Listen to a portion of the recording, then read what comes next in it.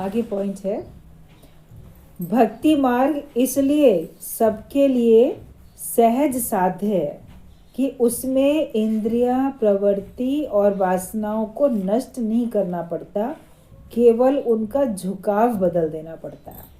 एक होता है कोई चीज़ हम नष्ट कर दें, समाप्त कर दें, एक है कि हम उसकी दिशा मोड़ दें।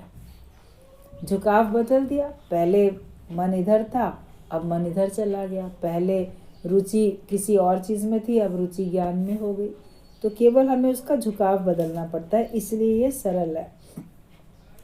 अर्थात उनकी शक्ति, गति और झुकाव को अन्य दिशा में धीर भाव से परिचालित करना पड़ता है। जो हमारे मन के भाव थे जगत में जो कुछ भाव थे, तो वो हमारे भक्ति मार्ग में भगवान की तरफ हो जाते हैं। तो उसमें हमारी शक्ति जो भी है और जो हमारे मन की गति है, हमारे मन का झुकाव, कहाँ पे हमारा मन का आकर्षण था, उसको हम अब भगवान की दिशा में ले जाते हैं। पहले माया में थे, अब भगवान की दिशा में ले जाते हैं। बोलते जैसी प्रीत हराम में तैसी हरि से होए, चला जाए वैकुंठ को तो पल्ला ना पकड़े कोई। जैसे हमारा माया में प्रेम था, माया में आसक्ति, माया में आकर्षण था, वैसा भगवान में, हरि में हो जाता है। तो फिर कोई हमारे को बंधन में ला ही नहीं सकता, फिर तो हम मुक्त हो जाएंगे। काम, क्रोध, लोभ, मोह आदि जो असीम क्लेश और बंधन के कारण हैं, जिनसे छुटकारा न मिलने पर बार बार जन्म मृत्यु भोग होता है, दुखों की अत्यंतिक निवृत्ति अनंत काल में भी नहीं होती है। उनमें विवेक और प्रज्ञा बल से आमूल दोष दर्शन करके और वीतराग होकर मन को इंद्रिय ग्राह्य विषयों से हटाकर भगवत विमुखी कर देने से वे जो केवल निर्वीर्य ही होते हों सो नहीं, वरन उनकी वे ही अदम्य अधोगति प्रवृत्तियाँ ऊर्ध्वगामी होकर सहस्र गुना अधिक शक्तिशाली होती हैं और जीव को अक्षय परम आनंद रस से परिपल्लवित कर देती है। शब्द कठिन कठिन सुनने को मिल रहे हैं आप लोगों को, लेकिन इतने दिन से ज्ञान सुन रहे हो तो समझ में तो सब आता होगा, और हिंदी ही है, कोई दूसरी भाषा नहीं है। तो बताया गया है कि जो भी हमारे अंदर के 5 विकार हैं, ये विकार हमारे असीम क्लेश के कारण है। मतलब इन्हीं विकारों के कारण से हम अत्यधिक दुख प्राप्त करते हैं, और बंधन के भी यही कारण है।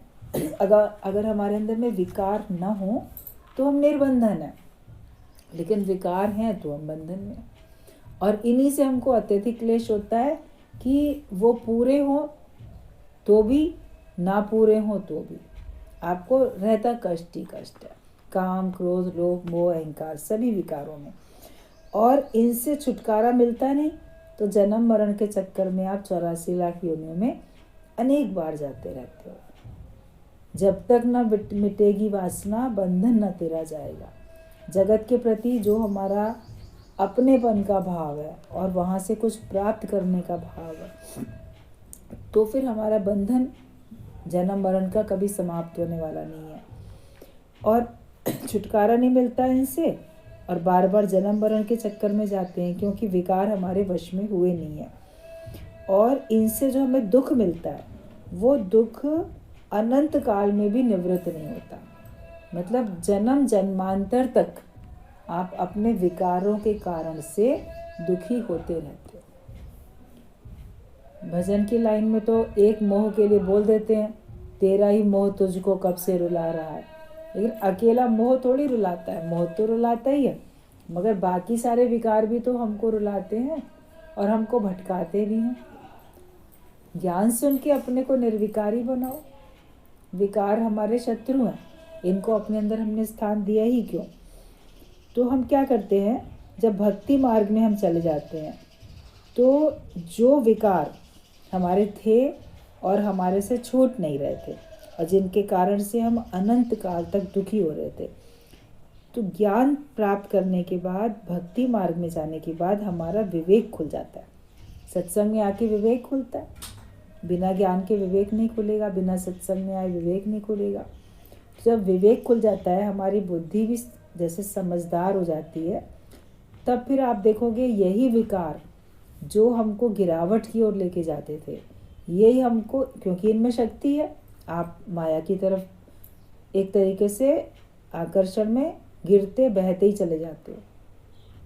तो ये फिर आपको इन्हीं का सहायता से आप फिर भगवान की तरफ चले जाते हो, और वो 1000 गुना ज़्यादा शक्ति से आपको भगवान की तरफ लेके जाएंगे। माया में जिस शक्ति से लेके जाते थे, उससे 1000 गुना ज़्यादा वेग से आपको भगवान की तरफ लेके जाएंगे। इसीलिए सत्संग में विकारों का अधिकार आप लोगों को कितनी बार बताया गया कि काम जो कामना है वो होती है संसारिक पदार्थों को पाने की या व्यक्तियों को किसी को पाने की, लेकिन वही कामना जब हम भगवान की तरफ लगाते हैं कि मुझे भगवान को पाना है, इसी जन्म में ही प्रभु को पाके रहना है, वो जब भगवान की तरफ लगा देते हैं तो यही कामना आपकी इधर बढ़ जाती है। जैसे अभी इन्होंने कहा कि हमको तो केवल गुरु को ही ध्यान में रखना है और हम उन्हीं को याद करते हैं। तो जैसे संसार में हम कुछ पाना चाहते थे, अब लगता है कि बस गुरु ही गुरु रह जाए और कोई कुछ ना रह जाए, तो हमारा मन केवल उधर ही चला जाता है। परमात्मा को पाने के लिए हमारा मन चला जाता है, तो फिर आपका मन जगत में तो नहीं जाता ना। फिर माया का कितना भी बड़ा आकर्षण हो, नहीं जाएगा। वरना किसी को माया का आकर्षण गुरु के साथ अगर कहीं और आ सकती है, पति में, पुत्र में, संतान में, धन में, कहीं भी, तो मन उधर जाएगा।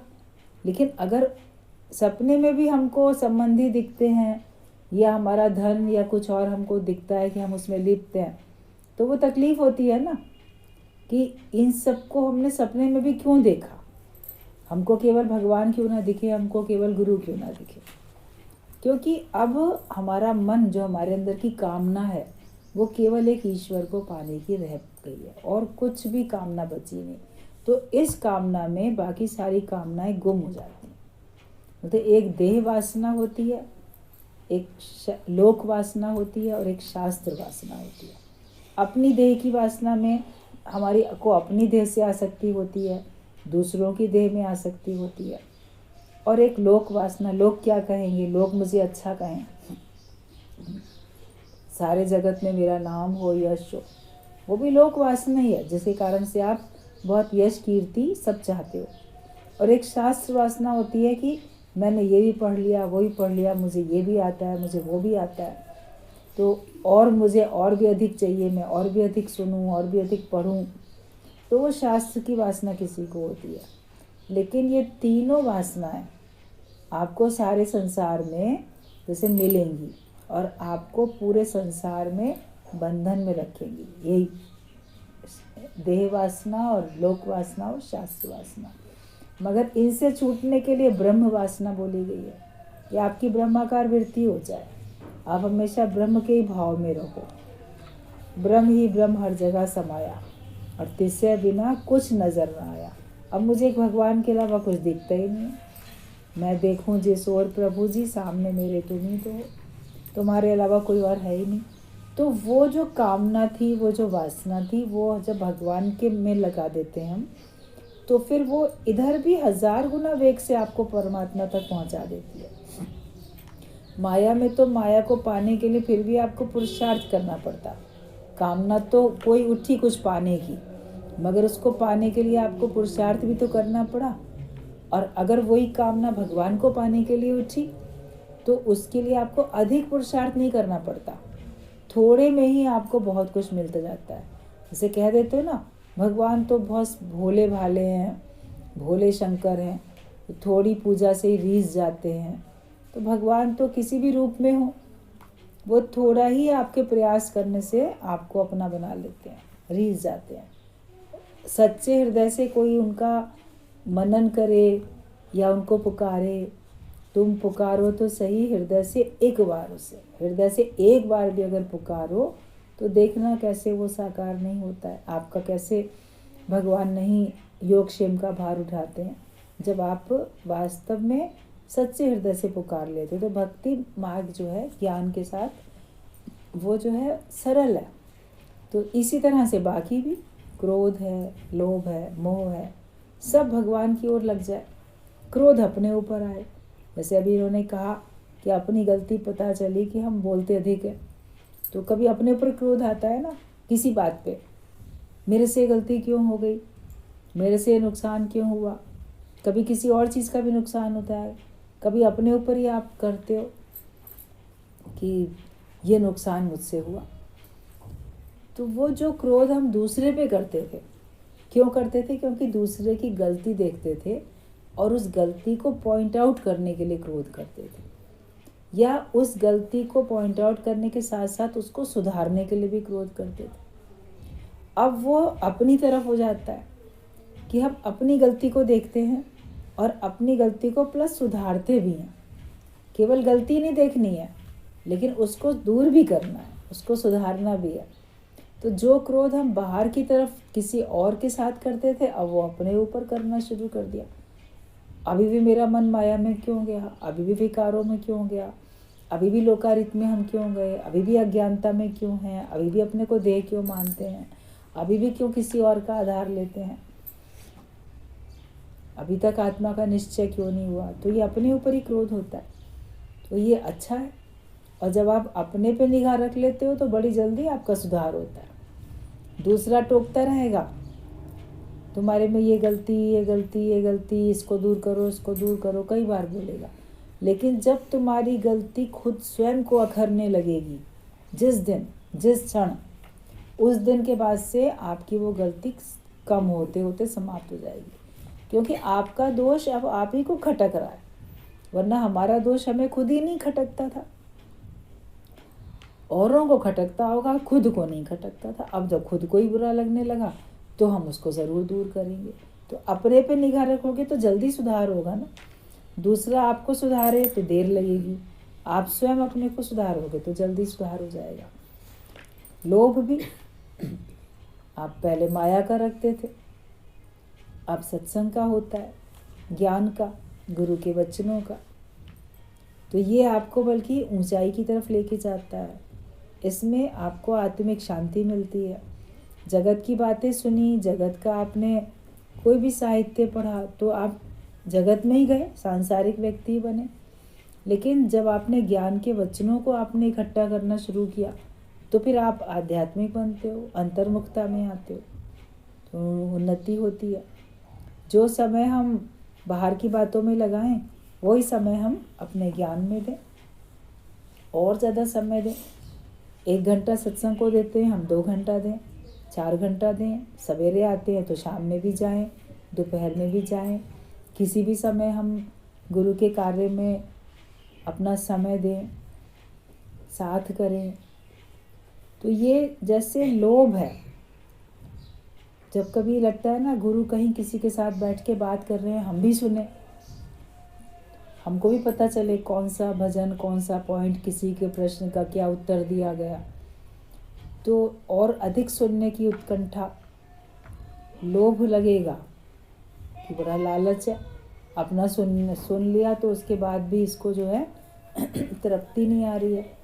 तो हम ज्ञान के वचनों को और अधिक सुनना चाहते हैं ताकि हम ज्ञानवान बने, ताकि हम अनुभवी बने। तो ये लोभ तो अच्छा है ना, ये लालच तो अच्छा है। गुरु का संग करने का, या उसके वचनों का अधिक श्रवण करने का, या उसका मनन करने का, या उसको हम इकट्ठा करके अपने पास लिखें, तो ये अच्छा है। माया को इकट्ठा करने में तो आपको बहुत मेहनत है और उसमें बंधन है, लेकिन ये इकट्ठा करने में तो मुक्ति है, ये इकट्ठा करने में बंधन थोड़ी है। तो ये इधर चला जाता है। फिर मोह पहले बाल बच्चों में था, अपने परिवार में, अपने संपत्ति में, अभी वो मोह बढ़ जाता है, सब में हो जाता है। मतलब जैसे अपने लिए या अपने वालों के लिए हम मोह के कारण से मदद करते हैं, सेवा करते हैं, या उनका कुछ भी ख्याल रखते हैं, उनकी तकलीफ़ को समझते हैं और उसको दूर करने के लिए कुछ ना कुछ उपाय करते हैं। ऐसे ही जब सर्व से हमारा मोह हो जाता है तो सर्व की तकलीफ़ को दूर करने का कुछ ना कुछ उपाय करते हैं। जब सबके साथ मोह होगा तभी तो निष्कामी बनोगे, वरना लगेगा कोई है परेशान तो हुआ करे, हमसे क्या मतलब। तो जब मोह हो जाता है सारे संसार से, मतलब सबकी तकलीफ हमको अपनी तकलीफ लगने लगती है। विवेकानंद एक बार दूसरे देश में गए तो वहाँ पे बहुत अच्छे उनको रूम में ठहराया गया, अच्छे गद्दे सब बढ़िया थे। तो सवेरे जब रूम में गया, वहाँ का जो भी अटेंडेंट था उनको कुछ दूध चाय कुछ पानी देने के लिए, तो वहाँ का जो था आयोजक, उसने क्या देखा कि वो पलंग के ऊपर ना लेट के धरती के ऊपर, कारपेट बिछे रहते हैं, वॉल टू वॉल कारपेट होते हैं अच्छे अच्छे होटल में, तो वहाँ धरती के ऊपर लेटे हुए हैं। तो हैरान हुए, बोले अरे ये क्या स्वामी जी, आप धरती पर लेटे हैं, यहाँ क्यों सो रहे हैं, क्या इसमें पलंग में गद्दे में कोई प्रॉब्लम थी? तो उसने कहा विवेकानंद ने कि नहीं, कोई परेशानी नहीं थी, बहुत अच्छा गद्दा था, बहुत नरम बढ़िया गद्दा था, लेकिन मुझे ना वहाँ लेटे लेटे नींद नहीं आ रही थी।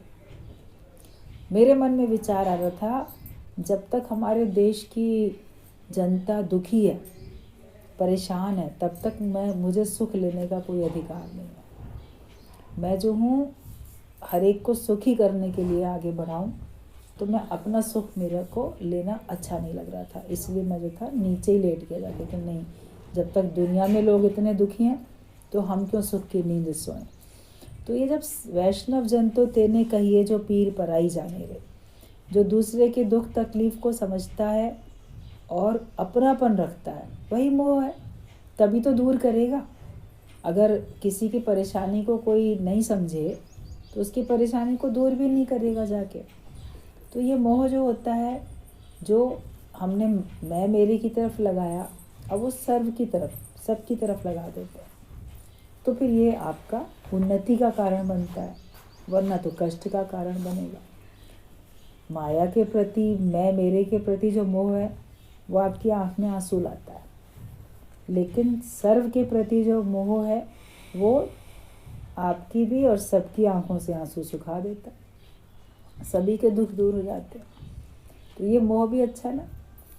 और अहंकार अपने आकार का किया, शरीर का किया तो गिरावट है, लेकिन जब अपने सत्य स्वरूप का करते हो तो आपको शक्ति मिलती है, आप दृढ़ता में रहते हो। अहम ब्रह्मास्मि आप बोलोगे तो आप दृढ़ता में रहोगे, मैं वो ब्रह्म स्वरूप हूँ। भगवान कृष्ण ने भी मैं की है भगवद गीता में, कब आप पढ़ो तो आपको पता चले, मैं इसमें मैं इसमें मैं इसमें अपनी विभूतियों का वर्णन किया, बहुत मैं बोली, नदियों में गंगा मैं हूँ, इसमें मैं हूँ, पहाड़ में मैं हूँ, सब जगह मैं बोली ना, तो उनकी मैं तो अच्छी लग रही है, शोभायमान लगती है वो जो मैं है, क्योंकि वो तत्व से है। और अज्ञानी व्यक्ति भी मैं बोलता है, मैं ऐसा, अपनी विभूतियों का अज्ञानी व्यक्ति वर्णन करेगा, मैं इतना लायक, मैं इतना होशियार, मैं इतना पढ़ा लिखा, मैं इतना पैसे वाला, मैं इतना रूप वाला, कुछ भी अपनी मैं करेगा और मेरे का बखान करेगा साथ में, तो वो किसी को भी नहीं अच्छा लगेगा, वो शोभायमान थोड़ी होता है। तो एक अर्जुन मैं कर रहा है, मैं दुखी हूँ, मैं परेशान हूँ, मुझे परेशानी हो रही है, वो अपने को देह मान के मैं करता है, और भगवान अपने को तत्व आत्मा जान के मैं करते हैं, शरीर जान के मैं नहीं करते। तो उनकी मैं अच्छी है और अर्जुन की मैं सही नहीं है। अज्ञानी व्यक्ति की मैं ठीक नहीं है जो देह से जुड़ी हुई है। अब इस मैं को हम अपनी उस कैपिटल आई में जोड़ लेते हैं। जब इंग्लिश में आप अल्फ़ाबेट्स लिखो तो स्मॉल लेटर कैपिटल लेटर बच्चों को सिखाए जाते हैं, बड़ी ABCD छोटी ABCD कह के बच्चों को बताई जाती है। तो जो कैपिटल लेटर्स होते हैं, बड़ी वाली जो ABCD होती है, उसमें आई लिखते हैं, मतलब आई माने मैं, उसमें जो आई लिखते हैं वो अकेला, और उसमें कहीं कोई बिंदी नहीं है। और जब स्मॉल लेटर लिखते हैं, छोटे अक्षर जब लिखते हैं, छोटी ABCD, उसमें जब आई लिखते हैं तो उसमें ऊपर से ऐसे डंडा बना के एक बिंदी ऊपर से लगा देते हैं, डॉट एक लगाते हैं, तब वो कंप्लीट मानी जाती है। तो गुरुजी बोलते थे जब शरीर की मैं करते हो तो उसमें अहंकार की बिंदी लगी हुई है, तो वो छोटी हो गई। लेकिन उसी आई में अगर वो अहंकार की बिंदी हटा दो तो वो बड़ी आई बन गई। अपने को विशाल बनाना है, अपने को ब्रह्म स्वरूप बनाना है, मैं तो फिर भी कहते हो, लेकिन अहंकार हटा के करो। अपने आकार का अहंकार क्या करना, किस बात का अहंकार करना? अगर तुम हो तो कोई दूसरा भी तो है, उस तुम्हारे पास कुछ और है, दूसरे के पास कुछ और है, उसके पास कोई और शक्ति है, तुम्हारे पास कोई और शक्ति है। तो अहंकार किस बात का करना? और अगर तुम्हारे पास सब कुछ है तो तुम्हारे अपने मैं मेरे के लिए दूसरे के आगे अहंकार क्यों करते? सबके आगे क्यों अहंकार करते हो? तुम तो धनवान या बड़े पद वाले तो अपने लिए हो। ज्ञानी सबके लिए होता है, ज्ञानी किसी एक का थोड़ी होता है, वो तो सबका होता है। वो सबके भले की सोचता है, उसके सामने जो आ जाता है वो उसके भले की सोचता है। निश्चय से कोई बोलेगा मैं ब्रह्म स्वरूप हूँ, मगर ये अहंकार थोड़ी है। अभी आप लोगों से पूछा जाए तुम्हारा क्या निश्चय है, तुम देह हो कि आत्मा हो? आप आत्मिक निश्चय से बोलते हो कि नहीं मैं तो बिल्कुल महसूस करता हूँ कि मैं पूर्ण ब्रह्म स्वरूप हूँ, या मैं पूर्ण हूँ, अब मैं अधूरा नहीं हूँ। आप अपना निश्चय बताते हो, तो उसमें अहंकार थोड़ी है, वो तो आप बता रहे हो। लेकिन और बातों का बखान करने में अहंकार झलकता है, मैं ऐसा, मैं वैसा, और मेरा ऐसा। तो इस अभिमान से तो छूट जाओ ना।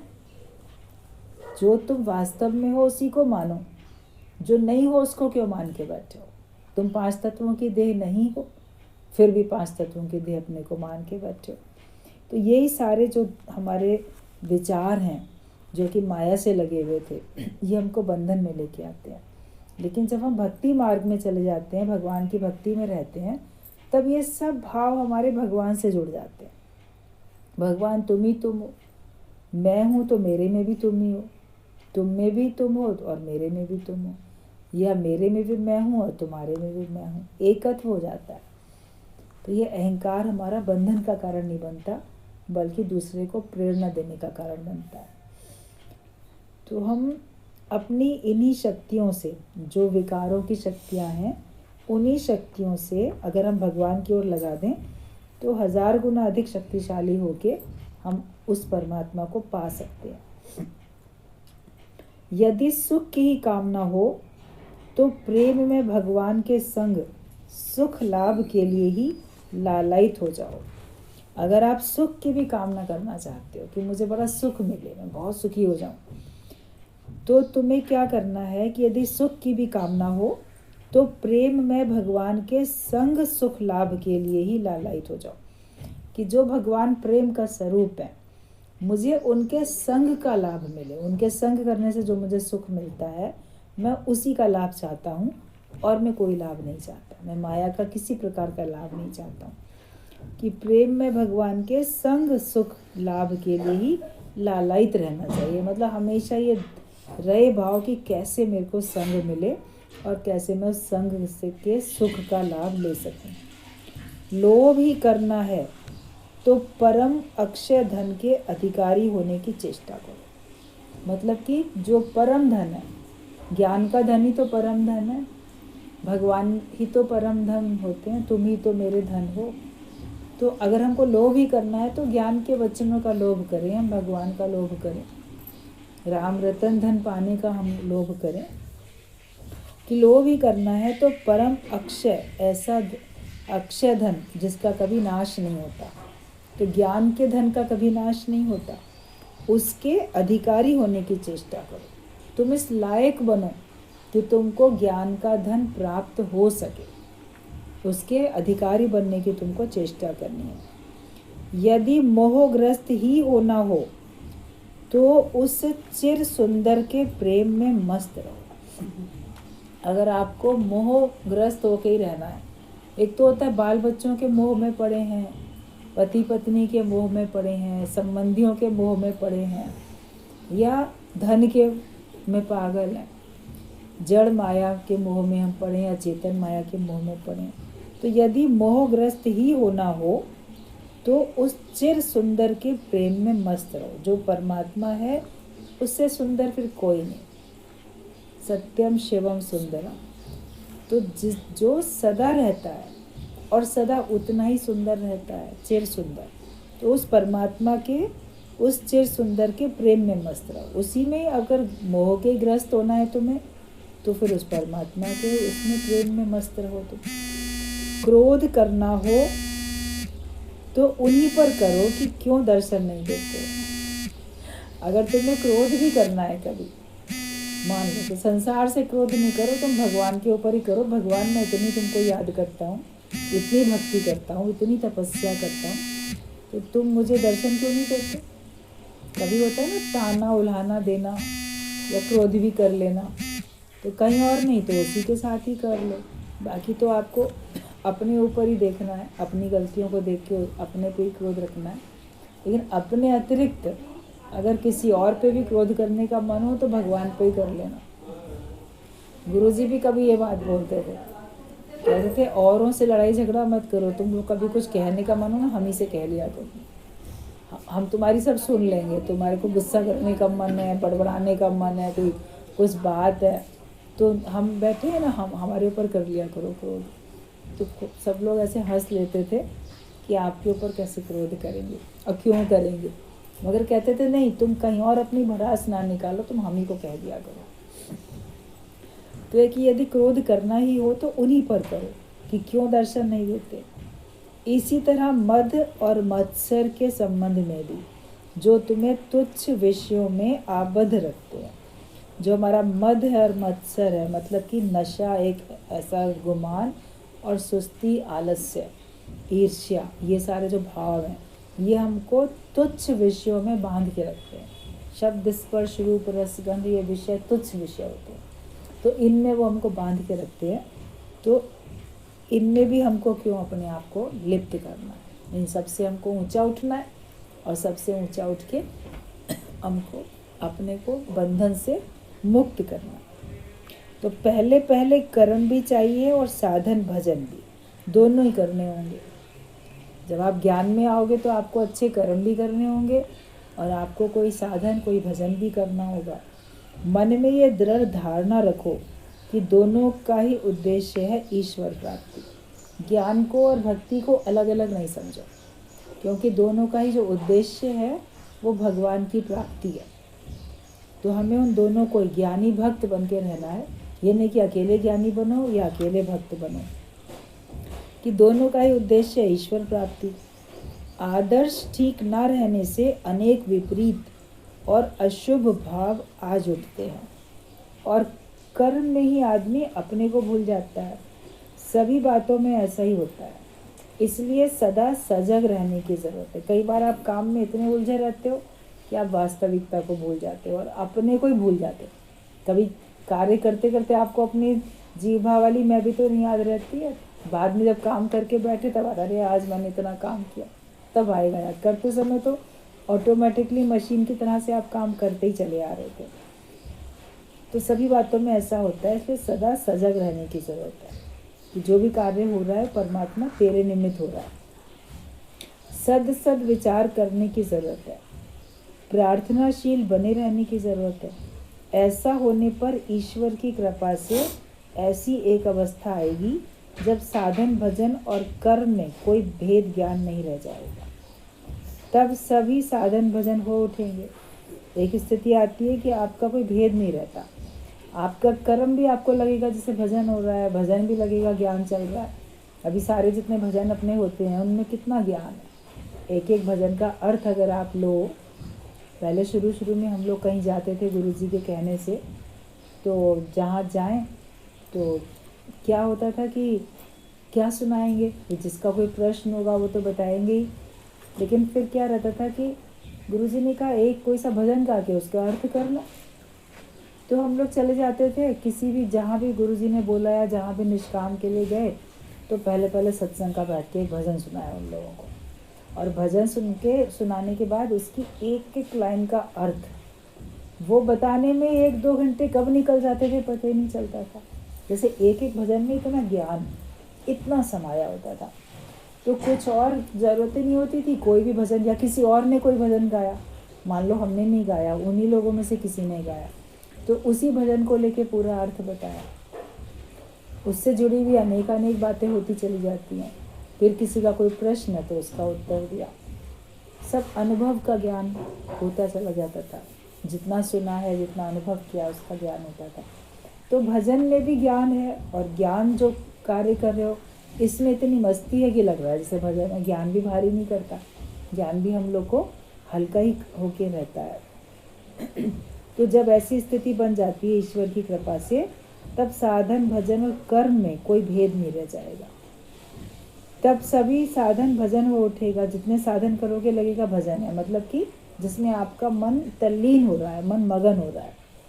फिर भी कर्मियों को बीच बीच में कुछ दिन के लिए वैराग्य भाव का अवलंबन करके जो कर्म करते हैं, हम कार्य तो हो ही रहा है, कर्म करते हैं तो साधन भी भजन हो जाता है।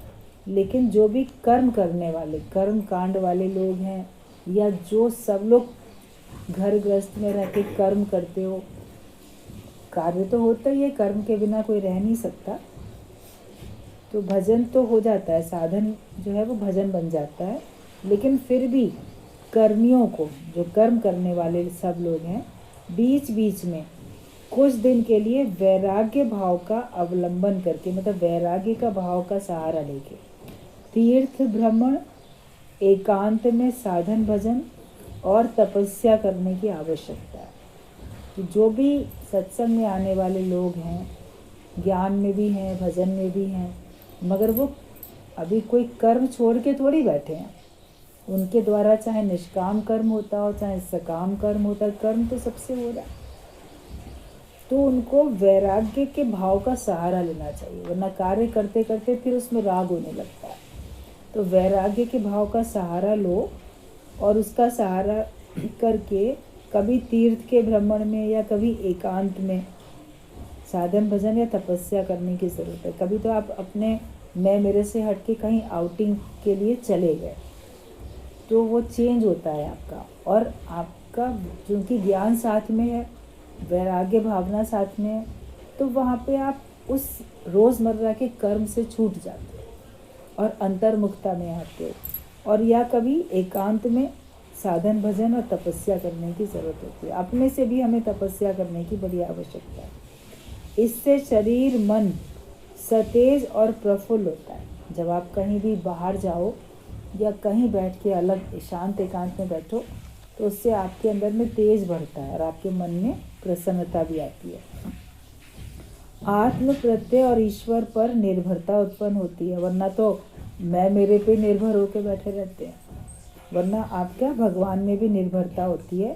शक्ति संचय और पूर्ण भाव से चरित्र गठन होता है। आपकी शक्ति का भी संचय होता है, आपकी शक्ति भी इकट्ठी होती है, और पूर्ण भाव से आपका चरित्र का गठन होता है। जैसे कि एक वास्तव में हम चरित्रवान व्यक्ति बनते हैं, क्योंकि उस समय कोई विकार नहीं है। घर में मैं मेरे में काम क्रोध लोभ मोह अहंकार सब थे, उनका ज़्यादा या अधिक रूप था।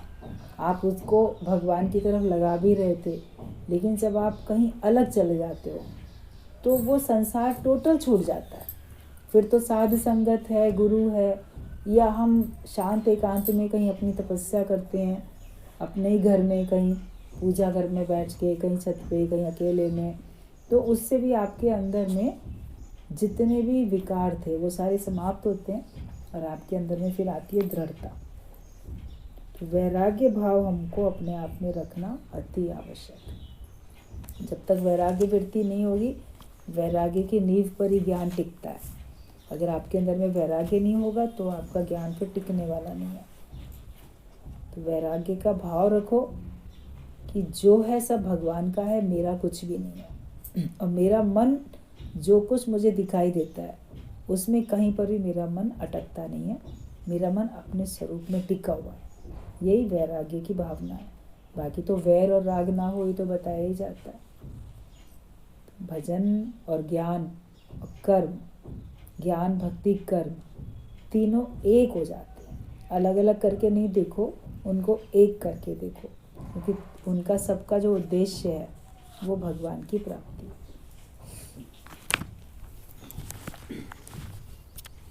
कठिन तो नहीं लगा जो कुछ सुना आज आप लोगों ने?